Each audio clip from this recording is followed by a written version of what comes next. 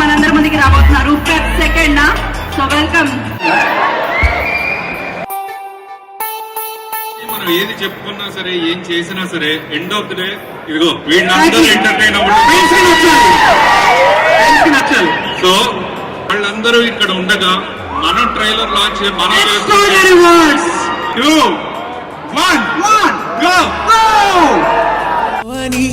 అల్లేసినావే నా గుండె. నచ్చిందా? మా తీరా ఎలా ఉన్నాడు? ఎందుకంటే మంచి కంటెంట్ సినిమా 100% చెప్తున్నా, మీలో ఒకటిగానే.